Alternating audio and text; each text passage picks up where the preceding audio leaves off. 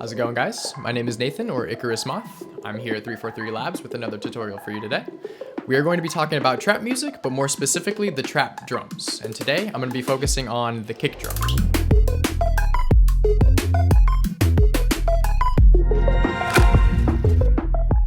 So today we're going to be crafting two different kinds of kick drums that will work in conjunction with each other. We'll be using Ableton's operator for this one today.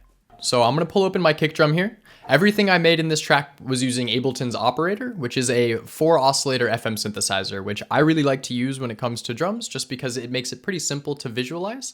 However, you're happy to use whatever you'd like or whatever you're more comfortable with. So I do have two kick drums pre-made here. One sounds like this, and the other one sounds like this. Now, they're pretty similar. One of them just covers more of a mid-range content, and the other one covers more of the sub. Now, I will show you how I designed these. The first thing to note is that in Drum Rack in Ableton, you can tell an individual pad to play a very specific note. So when you're designing a kick drum, it's pretty helpful to send the note that the pad the operator is placed on down to a more sub-bass note. So I have this kick here set to play A#0, which is pretty low down, and the one over is set to play G0, which is also pretty far down. So looking at the first one, the first thing to note is what makes up a kick drum. So we're looking at a very bright sound going to a very dark sound very quickly. This is also a sound that starts higher up in the frequency range and jumps down to the lower frequency ranges also very quickly. For this, we're going to start with the sine wave. So I'll bring in a fresh one as if I'm doing this from scratch. And I'll show you adjusting the pad note here. I'll go to G#0 because I haven't used that yet. So this is the note now that the pad will play when we trigger with MIDI. So in operator, we have some control over the shape of the sound, right? So we need to think about what goes into a kick drum. Well, it starts pretty loud and then it fades out pretty quickly, right? So we're going to set our ADSR to mimic just that. And we need to keep checking it to make sure that the adjustments that we've set are to our liking.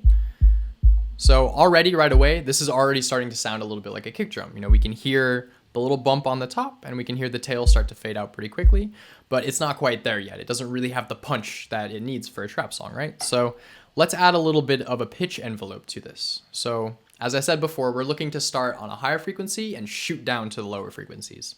So we're going to raise our initial frequency up.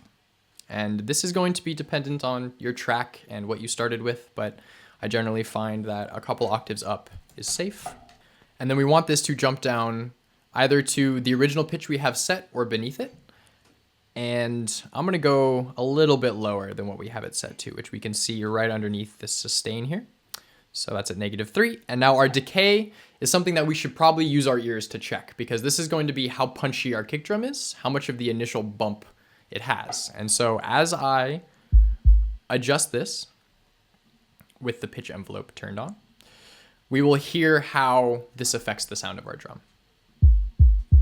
So that's with about 300 milliseconds. Snappier will be, and much longer will sound like this.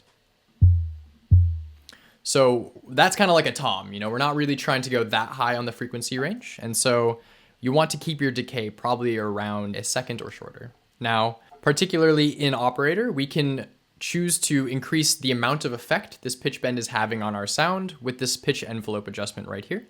However, if you're using something else, this might be located elsewhere, but this will also help determine how punchy the drum that we're creating becomes.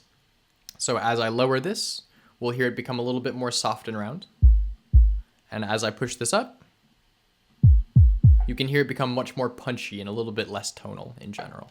Everything is going to require a little bit of tuning and tweaking, as everything does when it comes to sound design, but this is the basic format for the shape of a kick drum. Anything in addition to this you do is just for your texture. You're trying to set the kick drum for your song. And so if we wanted to, we could add a little bit of a process here to give our kick drum a little bit more harmonics, a little bit more saturation there. So I'm going to lower the sustained pitch. We're getting a little bit closer, but it's still maybe too punchy. So we'll extend the decay. And for all intensive purposes, this is certainly fine. Now, if you find that your drum is sitting in maybe not the greatest frequency range, we always have our transpose knob. So you'll notice this one's maybe a little bit high up. Well, there's nothing wrong with us just dropping it down, and we can hear Now drop down an octave, we catch that sub again. So it's important to kind of tune your kick drum, determine what key your song is in, and then set the frequency of your kick drum to kind of match that a little bit. I'm gonna delete this. The reason why I have 2 kick drums here is because I didn't feel like one was enough. And when I overlay the 2 kick drums on top of each other, they phase in a way that enables the kick drum to just punch through my mix a lot more. So you'll hear this on its own and this on its own. When I play them together, they sound like this. Now you'll notice there's a little bit more high end in that kick drum than the one that I've just designed. And that is because of the higher operator here actually has a noise oscillator attached to it. Now, this is not just running on its own, it is actually frequency modulating the oscillator beneath it, which is just a regular sine wave, which does change the way that the white noise comes across. But this enables me to add kind of the click that a kick drum has easily. And so if I pull open an operator here, I can show you what the sound sounds like by itself. And this is something that we're going to be using for our hi-hats and our snares a lot as well. So it's important to understand.